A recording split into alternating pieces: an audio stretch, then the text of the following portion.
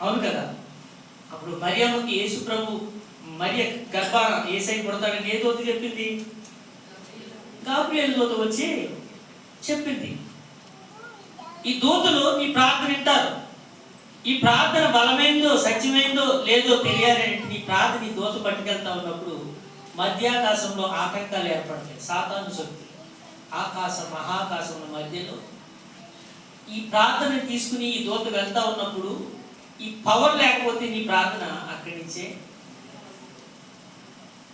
మీకు తెలుసా బైబిల్ గ్రంథంలో నెహెమ్యా, ఎజ్రా వీళ్ళు ఎప్పుడైతే దేవునికి ఒక పని కోసం ప్రార్థన ప్రారంభించారో దేవుడు కార్యాన్ని చేయటం మొదలుపెట్టాడు. అటువంటి శక్తివంతమైన ప్రార్థన దేవుడు కోరుకుంటున్నాడు. ప్రార్థన ఎందుకు చేయాలి? దేనికోసం చేయాలంటే ఉద్యోగం కోసం ప్రార్థన చేయకూడదు.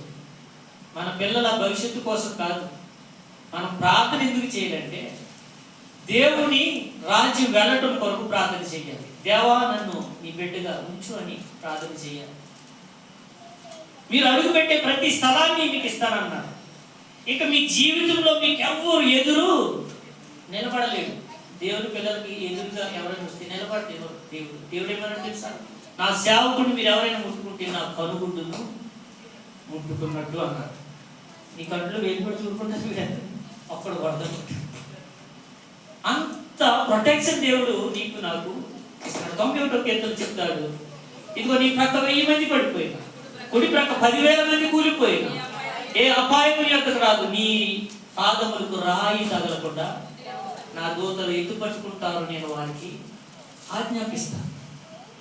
ఎంత దేవుడు తెలుసా? చాలా మంది మనం అంటూ ఒంటరి దాన్ని ఒంటరి దాన్ని అంటే దేవుడు లేని ఒంటరోళ్ళు. దేవుడు మహాశక్తి. దేవుడు మహాశక్తి. ఆయన గొంతు ఎలా ఉంటుందంట? కొన్ని మహాసముద్రాలు ఒకేసారి ప్రవహిస్తున్నటువంటి ఆ గొంతు. ఆయన కాలు అపరంజిని పోలినటువంటి అగ్నిలో పుటం వేయబడినటువంటి పాదములు కలిగిన దేవుడు. దేవుడు ఎలా ఉంటాడంటే దేవుడు ఆకాశము నా సింహాసనము, భూమి నా పాదపీఠం అన్నాడు. దేవుడు చూసే శక్తి ఏ మనిషికి లేదు. దేవుడు అంత గొప్పవాడు, మహా ఉన్నతమైన దేవుడు. ఆ ఉన్నతమైన దేవుడు ఒక మనిషి రూపంలోనికి నీ కోసం నా కోసం వచ్చేసాడు. అదే చెప్తున్నాడు. దేవుడు పిలిచిన పనికి కావలసిన శక్తి కావాలి అంటే షుడ్ బి ప్రే. ఖచ్చితంగా మీరు ప్రార్థన చెయ్యాలి, అడగాలి. అడగకపోతే మన పని జరగదు. మీరైనా ఎక్కడైనా అంతే. బాబా నేను 1 సంవత్సరం చేశాను బాబా, అక్కడ మిస్కిన్ బాబా, ఇంతకాలం बहुत सारा बहुत सभी जागा सोई सभी బాబా అని అడుగుతారు. జీతం పెంచమని అడుగుతారు లేదా? అడగకపోతే పెంచితేనే చెప్తాడు, ఆయన మర్చిపోతాడు. కానీ మనము అడగాలి. యాకోబు ప్రార్థన చేశాడు. ఎటువంటి ప్రార్థన చేశాడు యాకోబు? తుంటి నరము సడిలిపోయింది. అటువంటి ప్రార్థన దీవిస్తేనే కానీ నేను నిన్ను విడిచిపెట్టను. మన పిల్లలు కూడా ఒక్కొక్కసారి అది ఇస్తేనే కానీ ఊరుకోవడం. నేను సద్య రోషన్ బయట మధ్యలో కూర్చోబెట్టి తీసుకుని వెళ్తా ఉండేవాడు. ఆడికి సైకిల్ అంటే ఇష్టం. ఎక్కడ సైకిల్ కనపడితే అక్కడ మధ్యలో ఇలా లేచి డాడీ డాడీ గొడవ పెట్టేసేవాడు.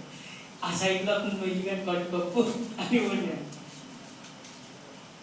అలా ఉంటుంది. అవి విడిచిపెట్టరు. ఇచ్చేది వాళ్ళకు దక్కేంత వరకు విడిచిపెట్టరు. ఇప్పుడు దేవుని పిల్లలు చిన్న బిడ్డ లాంటి మనస్తత్వం కలిగి ఉండాలి. యేసు ప్రభు వారి శిష్యులు అడిగారు, బోధకుడా పరలోక రాజ్యం ఉందని చెప్తా ఉన్నాం, పరలోక రాజ్యంలో ఎవరు గొప్పవారు, ఎవరు వెళ్తారని అడిగితే యేసయ్య ఏం చెప్పాడు? పరలోక రాజ్యంలో చిన్న బిడ్డ లాంటి మనస్తత్వం కలిగి ఉన్నారు. చిన్న బిడ్డ వంటి వారు పరలోక రాజ్యంలో గొప్పవారు, వారు వెళ్తారు. అందుకని యెహోషువ గ్రంథంలో మోసే చనిపోయిన తర్వాత దేవుడు ఇజ్రాయెల్ ప్రజలకు నాయకుడుగా యెహోషువను ఎన్నుకున్నాడు. యెహోషువతో పిలుస్తూ ఉన్నాడు, గెటప్, నువ్వు లేచి నేను చెప్పిన పని నువ్వు చేయి. ఇదిగో నీ బ్రతుకు దినములన్నీ ఏ మనుషుడు నీ ఎదురు నిలువ లేకుండా నేను మోషేకు తోడై ఉండినట్లు నేను నీకు తోడై ఉండును. నిన్ను విడువను, నిన్ను ఎడబాయను, నిబ్బరము కలిగి ధైర్యముగా ఉంటున్నాను. వారికి ఇచ్చేదనని నేను వారి పితరులతో ప్రమాణం చేసిన ఈ దేశం నిశ్చయముగా నీవు ఈ ప్రజల స్వాధీనము చేసేదు. అయితే నువ్వు ఒక పని చేయాలి, నీవు నిబ్బరము కలిగి జాగ్రత్త పడి బహు ధైర్యముగా ఉండి ఆ సేవకుడైన మోసే నీకు ఆజ్ఞాపించిన ధర్మశాస్త్రం అంతటి చెప్పున నీవు చేయాలి. నీవు నడుచు ప్రతి మార్గమున చక్కగా ప్రవర్తించినట్లు నీవు దానిలో నుండి కుడికి కానీ ఎడమకు కానీ తొలగిపోకూడదు. దేవుడు చెప్తున్నాడు, ఇదిగో మోసేకి ధర్మశాస్త్ర గ్రంథం ఇచ్చాను. ధర్మశాస్త్ర గ్రంథ ప్రకారంగా ప్రతివాడు దేవుని ఆశీర్వాదాలు పొందుకుంటాడు. దేవుడు చూపించు స్థలానికి వెళ్తాడు. ఇజ్రాయెల్ ప్రజలకి దేవుడు ఒక వాగ్దాన భూమి చేశాడు. అది పాలు తేనెలు ప్రవహించు కానాను దేశం. వీళ్ళకి ఎందుకు కావాలంటే కానాను దేశం తెలుసా మీ అందరికీ? ఇజ్రాయెల్ ప్రజలకి అరణ్య మార్గం గుండా ఐగుప్తు నుంచి కానాను దేశం వెళ్ళవలసిన పని ఏంటి? ఐగుప్తులో సరైన ఆహారం లేదు, సరైన నిద్ర లేదు, సుఖం లేదు, కష్టాలు, బరువైన పనులు చేయించేవాడు, చాలినంత ఫుడ్ పెట్టేవారు, చిత్రహింసలు చేసేవాడు. ఈ శ్రమను నేను భరించలేను, ఇంకా నాకు ఈ బ్రతుకొద్దు. మనం కూడా అంతే, కొన్నిసార్లు మనకు వచ్చిన బాధను బట్టి బ్రతకలేము, ఈ బ్రతుకొద్దు అని విసిగిపోతాం. కారణం ఏంటంటే ఆ బాధను మనం భరించలేము.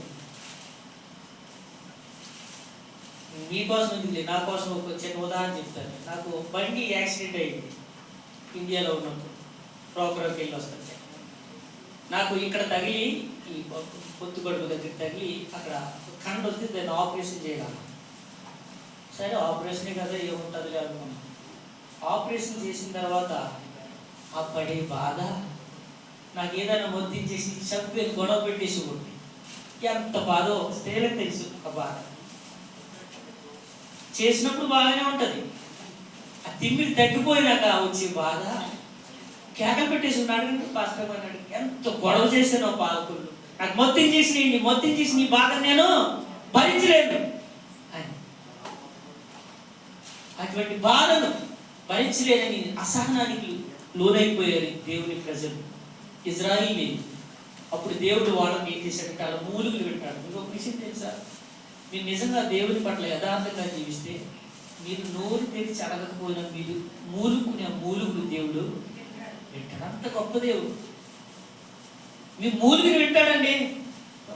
బాధ భరించలేకపోతున్నాను అని బాధపడుతూ ఉంటే ఆ బాధను కూడా దేవుడు వింటాడు. ఇజ్రాయిల్ అలాగే మూలుకున్నాను, ఇదిగో మేము చేసిన తప్పును బట్టి మమ్మల్ని ఇలా చేశాం అని ఆ మూలుగులు విన్నాడు దేవుడు.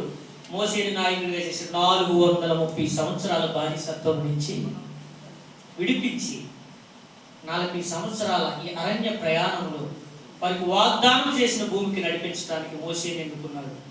మోసే మృతి నొందిన తర్వాత ఇప్పుడు యెహోషువని ఎన్నుకున్నాడు. ఇప్పుడు యెహోషువని ఎన్నుకుని పిలుస్తూ ఉన్నాడు, గెటప్, నువ్వు లేచి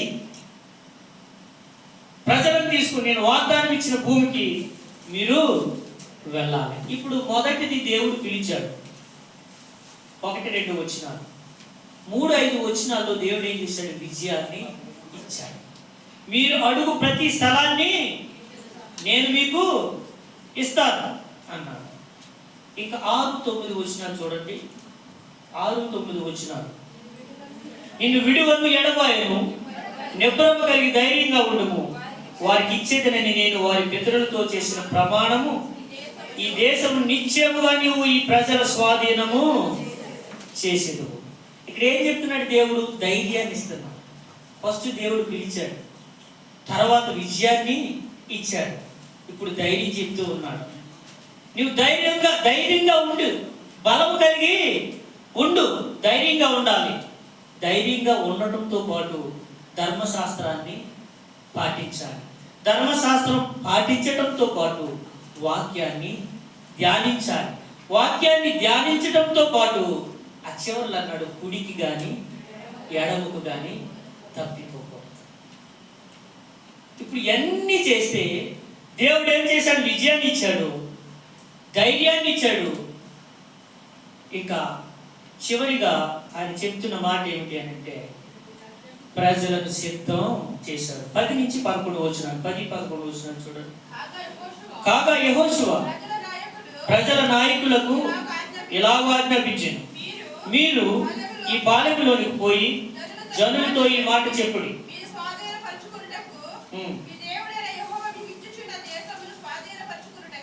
స్వాధీనపరుచుకుని పోవుటకై